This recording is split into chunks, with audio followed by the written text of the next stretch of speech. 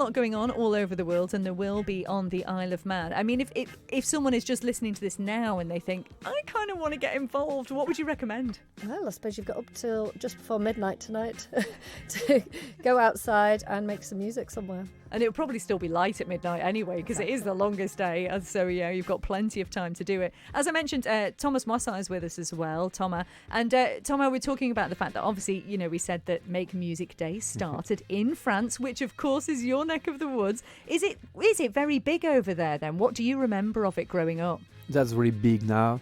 And at the beginning it was less organized, like Chloe just mentioned it, just people played in the street and it was really free.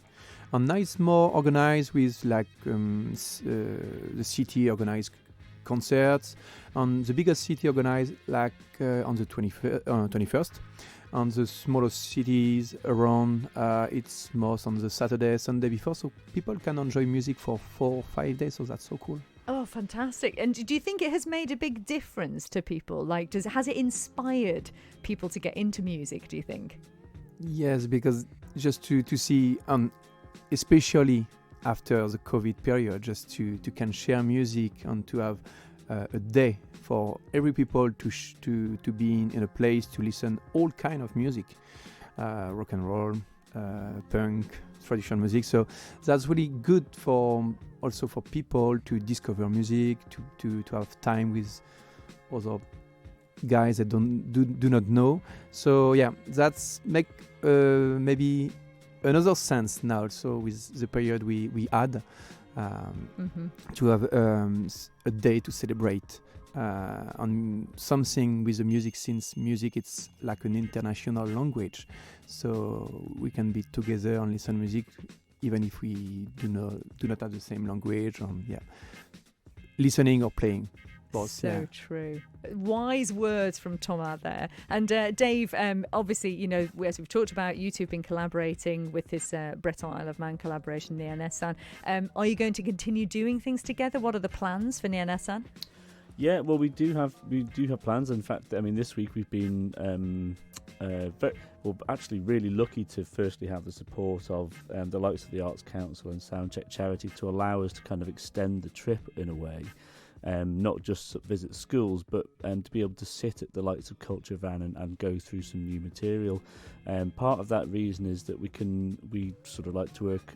Mira Royal, who also plays with us, is a composer like myself, and the sort of bigger plan, I think, is to start looking at ways in which we can kind of sort of expand our repertoire a bit, you know, and applications of that as well in film, radio, not just gigs. So we have some grand plans, and I think as well as that, we are looking to invite some more musicians and dancers possibly to the Isle of Man and create a show of some description that we can show the people of the Isle of Man, you know, that these trips and these things that we do actually have longevity, you know, and they benefit the Isle of Man and add value to our home. So that's the bigger plan, I think, the bigger picture. Yeah, so very exciting. Well, you will be able to see these guys playing. Actually, they're going to be leaving here and going off and playing live. We'll find out about that in a moment. But in case you're staying at home, you may be stuck in the office, we thought we'd bring some live music to you through the airwaves. And so fabulously, we do have Dave and Thomas here who are going to play something live for us.